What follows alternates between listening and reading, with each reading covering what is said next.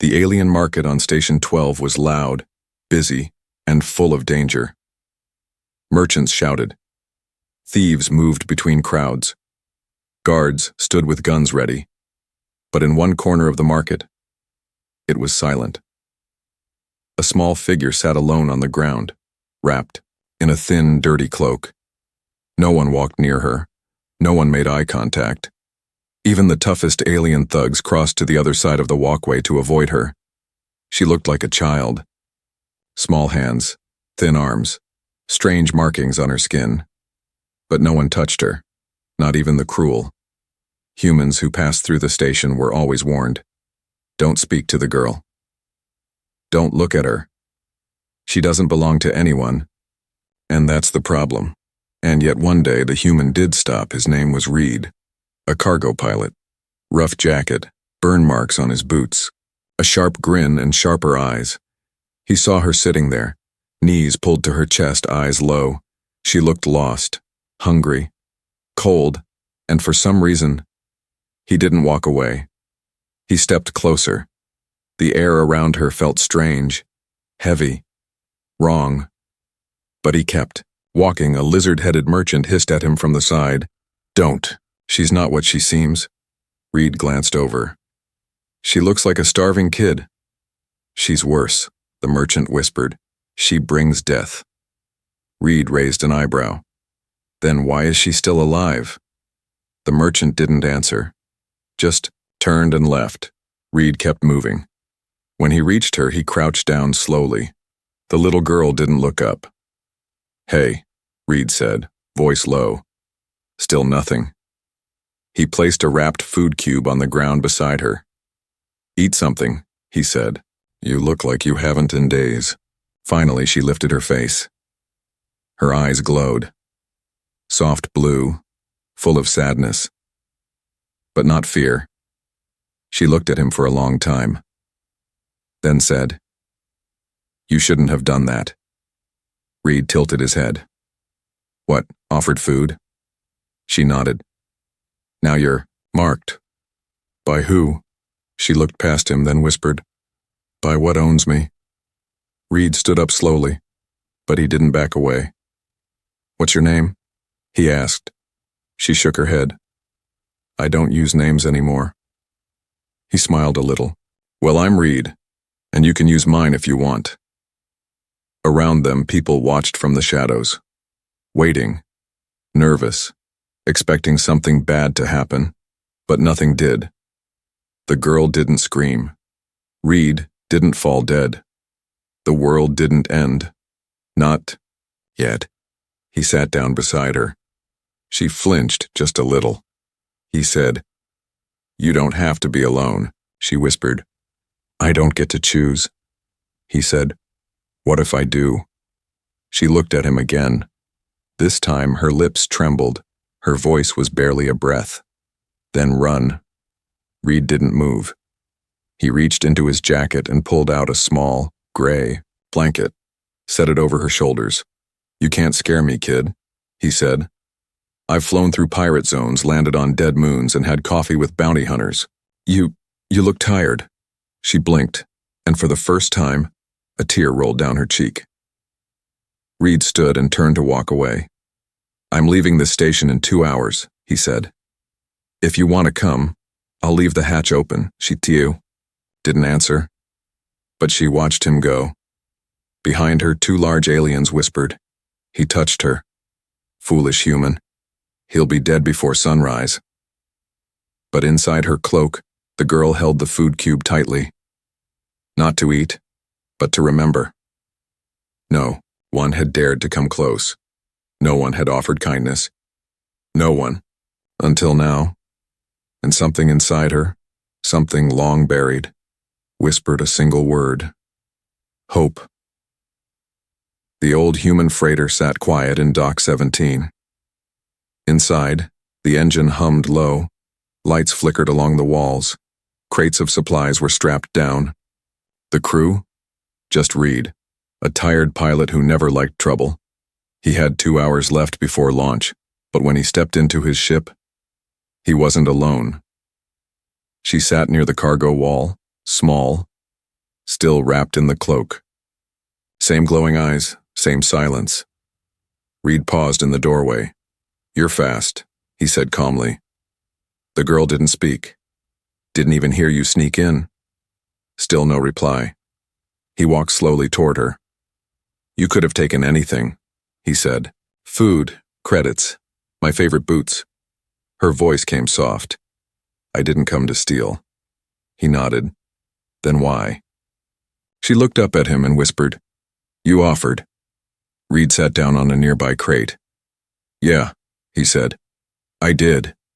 She pulled her legs close to her chest. "You don't understand what you did." "Maybe not," he said, shrugging. "But you looked like you needed someone." The girl shook her head. "Now you've made yourself a target." Reed leaned forward. "Then maybe it's time someone became one on purpose." The ship groaned as it powered up more systems. Docking clamps unlocked. Launch was getting close. "Do you have a name?" Reed asked again. She hesitated, then said, "They called me Kari." He smiled. "That's better than nothing." She blinked. "It's not mine. It was the name of someone they took before me." Reed's smile faded. "I don't care where it came from," he said. "You have it now." Kari looked at him carefully. "You're not afraid." "Nope." "You should be." Outside, alarms sounded faintly. Security moved quickly through the station halls. Lights flashed red on the monitors in Reed's cockpit. Unknown ship detected. No ID, no docking code. Reed stood and walked to the console. "Something's coming." Kari stood too. "It's them." "Who's them?" She took a deep breath. "The ones who own the mark." Reed looked confused. "What mark?" Kari turned, pulled the cloak down off one shoulder. Beneath the fabric burned into her back was a glowing scar. Strange symbols, twisted and alive, like fire trapped in skin. Reed stared at it, his jaw tight. "Who did that to you?" she whispered. "They don't have a name." The ship outside docked without permission. Its surface was black metal, smooth, silent. No windows, no sound, just presence, like a hole in space had landed. Reed armed his ship's shield. Kari backed away. "I shouldn't have come," she said. Reed looked at her. "You think you don't deserve rescue?" She didn't answer. He stepped forward and reached for her hand. Kari froze. Her breath caught. No one had touched her with kindness since the mark was burned. Everyone feared her. But Reed's hand stayed open, not forcing, just waiting. Finally, slowly, Kari placed her tiny hand in his. Warm, shaking, alive. The ship shook. A voice rang through the ship's comms. "Cold and human. Return the marked one, or be erased." Reed's eyes narrowed. He looked down at Kari. She looked up at him, and this time, she wasn't crying. She wasn't begging. She just stood quietly behind him. He stared at the screen, then pressed the comm button and said one word, "No." Reed's answer, one word, echoed through the comm system like a shot. "No." And then the station changed. Dock alarms screamed. Red lights blinked in every hallway. Ships closed their doors, shutters locked. Even the market, always alive with shouting and noise, went silent. Everyone knew what that dark ship meant, and everyone knew what happened to those who stood in its way. Reed stood at his control panel, jaw tight. Behind him, Kari sat near the wall again, silent but watching. She didn't cry. She didn't shake. She had known this would happen. Suddenly, someone banged on the side of Reed's ship. "Open up, human," a voice shouted from outside. "You've made a mistake." Reed tapped the outside camera. 2 station guards, and the lizard-headed merchant from before.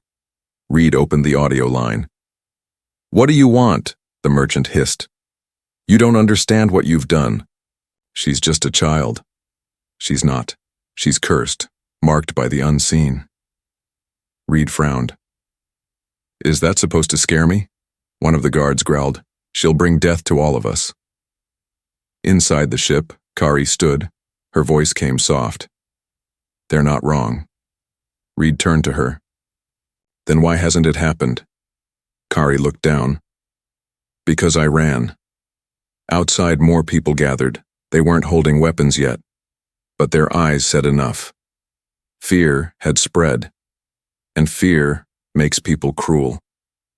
Reed stepped away from the window and back toward Kari.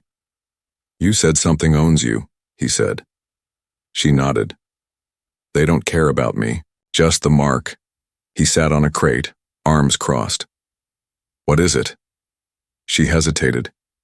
It's a signal, she whispered. A living code. They brand it into rare children. Ones with abilities. Reed raised an eyebrow. What kind of abilities? Kari met his eyes. I don't know yet. The ship shook slightly. The black vessel outside hadn't fired yet, but it was still there. Watching, waiting. Reed stood. I can leave this station in 10 minutes, he said. But if I fly with you on board, they'll chase us. Kari didn't blink. They'll chase you anyway. Then tell me this. Do you want to be free? Kari was quiet. Then she said, I want to know who I am. Without them. Reed nodded. That's enough for me. He walked back to the panel and tapped the comm. The guards outside shouted again. You'll doom us all. Reed didn't answer. He sealed the door. Kari came up beside him. They'll hate you now. Reed smirked. They already did. I'm human, remember? Kari gave a small, surprised laugh. It was soft, but real. Outside, something changed. The dark ship sent a pulse through the station, a wave of static that shut down lights, knocked out power grids, and cracked old speakers. Then, silence. A new voice came. Not from the ship, but from inside Kari. A whisper in her mind. Come back. You belong to us. She clutched her head, stumbled. Reed caught her. Kari, she gasped. They're inside me. They can speak through the mark. Reed held her steady. Then we find a way to break it. Kari shook her head. No one's ever broken it. Then we'll be the first. Outside, the merchant who once warned Reed now begged the guards. Let the human go. If she leaves, we'll be safe. But they were too late. Reed's ship was powering up, engines hot, weapons ready. The black ship sent one last message. Final warning. Return the marked one. Reed stared at the screen, then back at Kari, and said, Not a chance. The black ship fired first, but Reed was faster. He punched the thrusters, and with fire and light they shot into the stars, a tiny human pilot, and the tiny alien girl no one dared to touch. Stars flew past the window. The ship was now far from the station, hiding in deep space. Reed had powered down all signals. No lights, no tracking. Just floating in silence, hoping the enemy ship wouldn't find them, but he knew that wouldn't last long. They would come, and they wouldn't stop. Kari sat on the floor near the engine room, wrapped in a fresh blanket, eyes wide open, breathing, slow. Her small fingers gripped the edge of her cloak like a shield. Reed walked in quietly. He sat down across from her, holding 2 cups. One's tea, one's soup. I forgot which, he said. Kari blinked. You drink soup? He smiled. Only on strange days. She took one, held it gently, but didn't drink. Reed looked at her for a moment, then said, I've flown through pirate space, crashed into a volcano moon, and once escaped a prison by bribing a robot with cake. Kari's brow lifted slightly. Cake? Robot loved sugar. Don't judge. She almost smiled.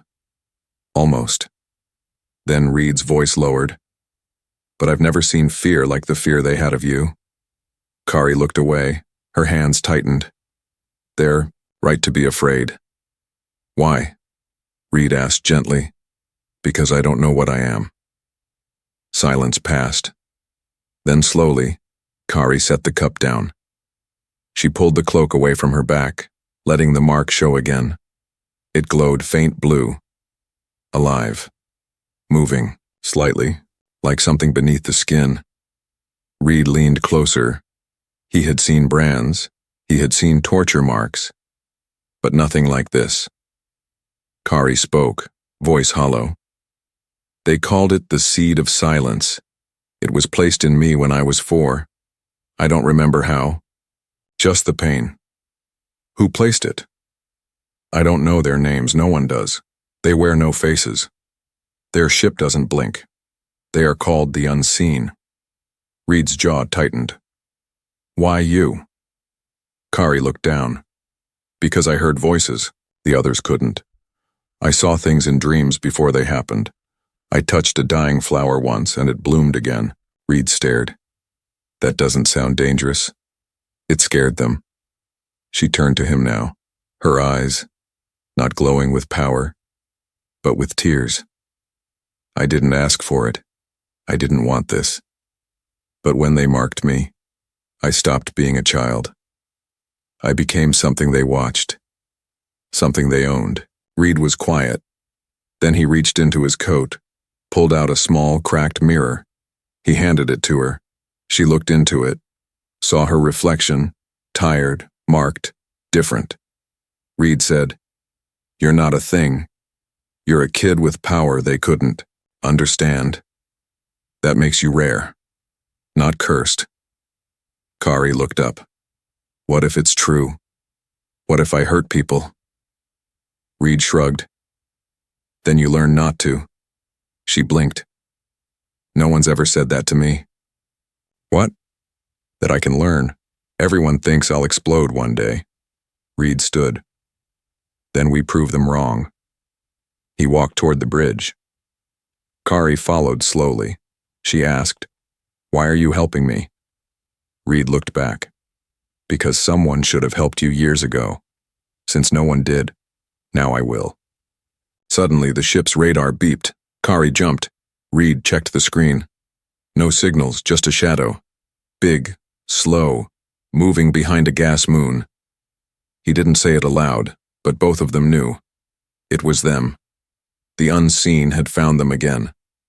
Kari stepped beside him. Her hands shook. I can feel them. They're calling me again, whispering inside my head.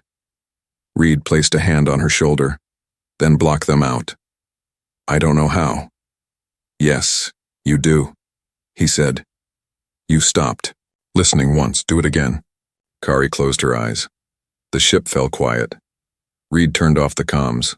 No light, no sound. Kari whispered, They're angry. Reed smiled. Good. That means they're scared. And in that small, floating ship, between stars and silence, a tiny girl finally spoke the truth. She wasn't cursed. She was changing. And this time, someone was by her side. The shadow grew larger behind the gas moon. Silent. Slow. Endless. It wasn't just a ship anymore. It was a presence. Something ancient. Something watching. Reed tightened his harness in the cockpit. His fingers moved fast across old buttons, rerouting, power arming defense turrets. Sweat ran down the side of his face. Kari stood behind him, eyes locked on the radar. They're here, she whispered. Reed didn't look up. How close? They're already inside. He turned quickly. Inside the ship? She shook her head. Inside me. The mark on her back began to glow brighter. Blue, then red. It pulsed with a rhythm not hers, and her knees buckled. Reed caught her. Kari, I can hear them. One voice. No face. No name. She gasped, then repeated the words she heard. Return the vessel. You are not its rightful keeper. Reed stood tall, lifting her gently to the co-pilot seat. Well, too bad, he said. I'm not returning anything. Suddenly the dark ship uncloaked in front of them. Black metal. No windows. No seams. No signs of life. Only one glowing red eye at its center, like a god staring back. A voice thundered through every speaker. You have taken what is bound. We have come to claim her. Reed pressed the comm. She's not a thing. She's a person. She is ours. The red eye began to charge. Energy built like lightning inside it. Kari reached for Reed's arm. You should leave me. He turned fast. Don't say that. If I go to them, they'll stop hunting you. I'm not afraid of being hunted. She looked down. Then you're foolish. He smiled. Maybe. But I'm your kind of fool. The red eye glowed brighter. A hum began to shake the whole ship. The final strike was coming. Reed turned to the weapon system. 1 torpedo. Low power. Bad odds. He locked onto the eye and whispered, let's see if blind gods still bleed. But just before he fired, Kari screamed. Her mark exploded with light. She fell forward, hands on the console, crying out. Reed grabbed her. Kari! But she wasn't in pain. She was glowing. Her eyes turned white. Her voice was layered with something not hers, and yet it was still hers. She said, you want me? Then take all of me. A shockwave burst from her body. Pure energy. It passed through the ship's walls, through space, and hit the unseen vessel dead center. The red eye flickered. The hum stopped. The black ship shook. Its perfect metal bent. Cracks appeared across its hull like shattered glass. Inside Reed's cockpit, the lights exploded. Sparks rained. The screen went black, but Kari's voice still echoed. You made me your weapon. Now I'm mine. The black ship began to pull back, its systems glitching, its eye dying. It didn't fire. It fled. Reed held her tight. Her glow faded. Her breathing slowed. She collapsed into his arms. The screen turned back on. The radar was clear. The hunter had run. Reed exhaled, long and loud, then looked at the girl in his arms. So small, so dangerous, so human in all the ways that mattered. He whispered, they feared you, because they knew one day you'd stop fearing them. Kari didn't answer. She was unconscious, but she was safe and free. Kari woke in silence. The stars drifted slowly outside the ship's windows. No alarms, no chasing ships, only calm. Her body felt weak. Her hands trembled. The mark on her back no longer burned. It glowed faintly like cooled metal. And Reed? He was sitting near her, half asleep, arms crossed, still wearing his flight jacket, a bruise on his jaw, dust on his boots, and the same stubborn look on his face. She sat up slowly. Reed opened one eye. Hey, she gave a tired smile. You're still here. Didn't plan on leaving. She looked at her hands. I thought you'd be afraid of me now. He leaned forward. You screamed light, cracked a warship in half, knocked out my engines. Kari lowered her head. And I'm still not afraid, he finished. Her eyes widened. Why not? Reed shrugged. Because you never wanted to hurt anyone, and I don't fear people who fight to be free. Silence filled the ship again. This time it wasn't heavy, it was full of something new, something growing. After a while, Kari asked, Where will you go? Reed scratched his chin. Well, my original plan was to drop cargo and avoid trouble. She smiled a little. That didn't work. Nope. Do you regret helping me? Reed looked her straight in the eyes. Not for a second. Kari stood on shaky legs. She walked to the mirror near the medkit, looked at her reflection. The same face, same strange eyes, same small body. But something inside felt different. She had screamed. She had survived. She had pushed the unseen back. And now, she had a choice. Reed walked to the pilot seat. I could find a place for you, he said. Somewhere safe, somewhere quiet. Kari turned to him. But I don't want quiet anymore. He looked back surprised. I want to learn who I am, what I can do. On my own terms, she said. Reed nodded. Then I can help. No, she said gently, you already did. She walked closer, stood beside him, laid a hand on his arm. I choose to stay with you, she said, Not because I need to, but because I want to. Reed's expression softened. Then you better learn how to fly this ship. Kari blinked. Really? He stepped aside. Co-pilot seat is yours. She sat, placed her hands on the controls. Her fingers hovered over blinking lights and switches. Reed leaned over. This one's the thruster. That's navigation. Don't touch the red button. She immediately looked at the red button. He groaned. Every time, the ship hummed back to life. Power systems returning, engines warming. Kari smiled.